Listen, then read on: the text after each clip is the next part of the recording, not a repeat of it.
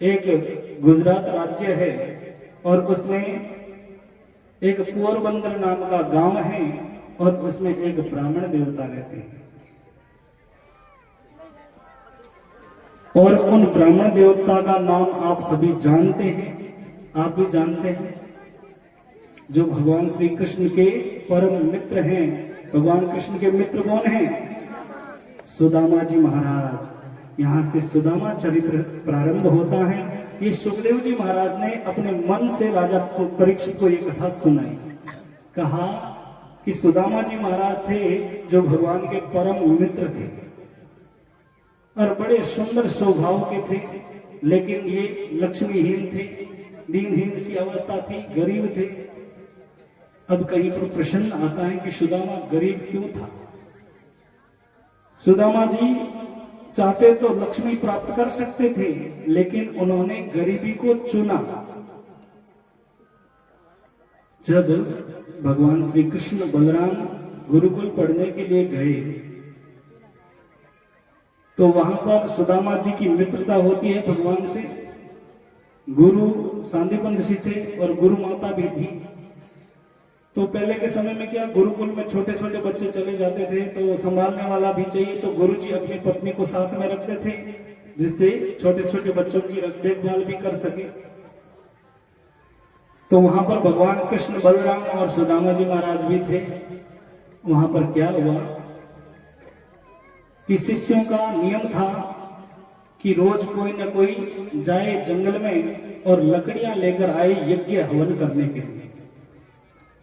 तो एक दिन क्या हुआ, लकड़ियां लाने के लिए भगवान कृष्ण और सुदामा जी का नंबर आया कि कोई दो जने जाए और लकड़ियां लेकर आए।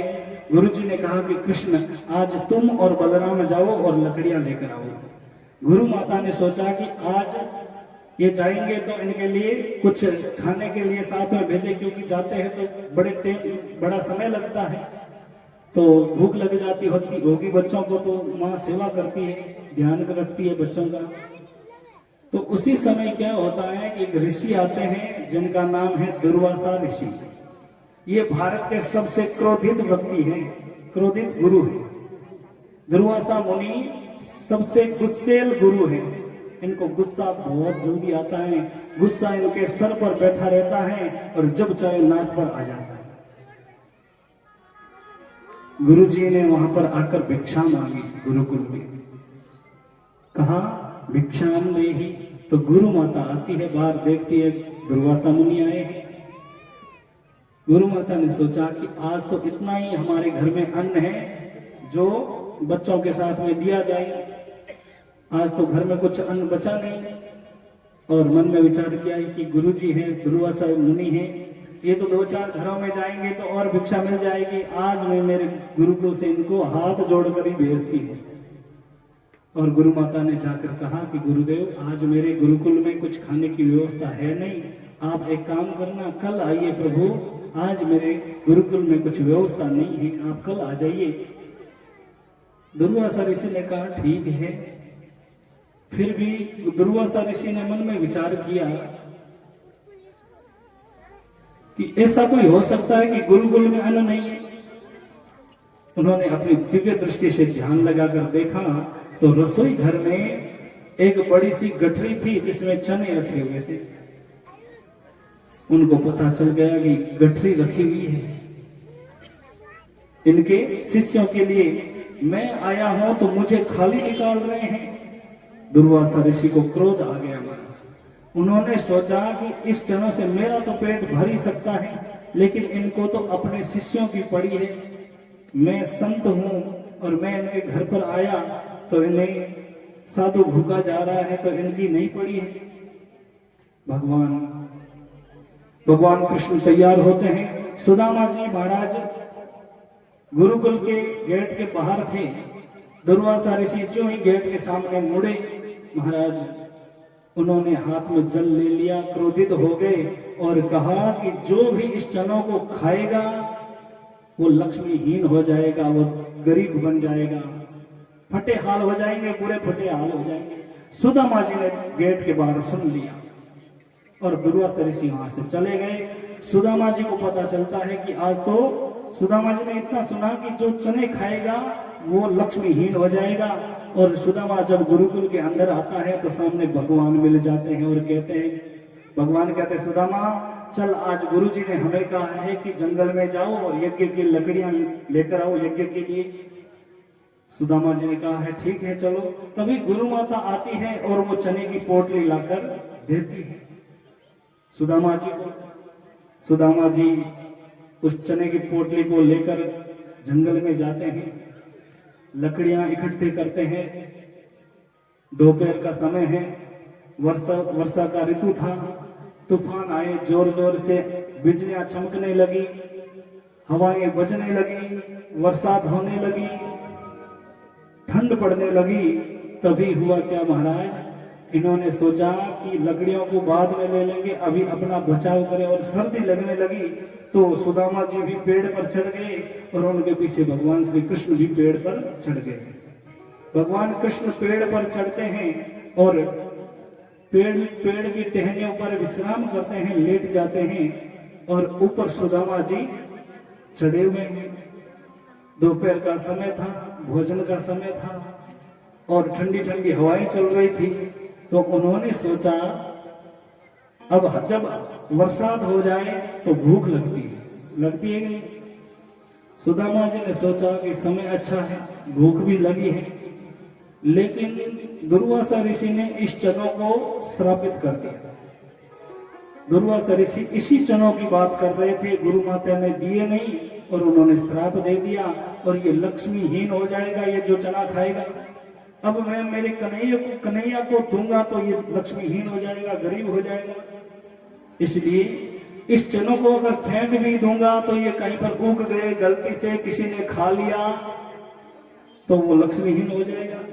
इससे अच्छा है फेंकने के बजाय मैं खा लूं, मैं किसी भी हाल में रह लूंगा पर मेरे कन्हैया को, मेरे मित्र को लक्ष्मीहीन नहीं होने दूंगा। ये सुदामा जी के भाव हैं।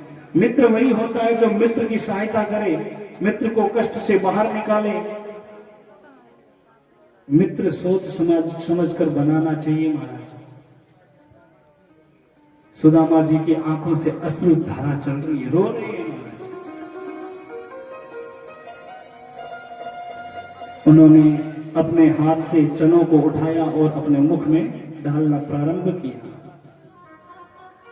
आंखों में आंसू, मुख में चने, रो रहे हैं, खा रहे हैं, रो रहे हैं, खा रहे हैं और मन में विचार कर रहे हैं कि मेरा कन्हैया तो राज करे, राज मेरे भाग्य में भी लक्ष्मी लिखी है। अगर वो कन्हैया के खाते में चली जाए तो चली जाए, मैं लक्ष्मीहीन हो जाऊं तो भी कोई मुझे बात नहीं, लेकिन मेरा मित्र हमेशा राज करना चाहिए। ऐसे होते हैं मित्र।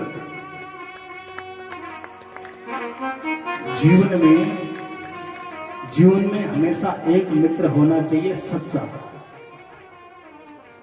मित्र। इत्र की तरह होता है मित्र, इत्र की तरह होता है। इत्र हमेशा कपड़ों पर सुगंध तो देता है, दिखाई तो नहीं देता पर सुगंध देता है। उसी प्रकार ये मित्र दिखाई तो नहीं देते लेकिन काम हो जाता है।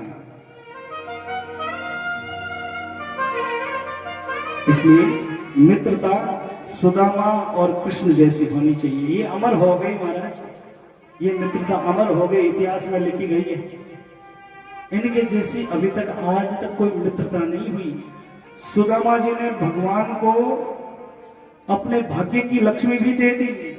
कहा कि मेरे भाग्य में जितनी भी लक्ष्मी लिखी है वो मेरे मित्र के खाते में आ जाए। मेरे पास नहीं रहा तो भी कोई प्रॉब्लम नहीं, लेकिन मुझे पता है कि ये चने अगर ये खाएगा तो ये लक्ष्मीहीन हो जाएगा। सुदामा जी ने पूरे चने खा लिए। जब हवाएं रुकी, तूफान रुका, बरसात रुकी तो पेड़ से नीचे उतरे भगवान और सुदामा जी।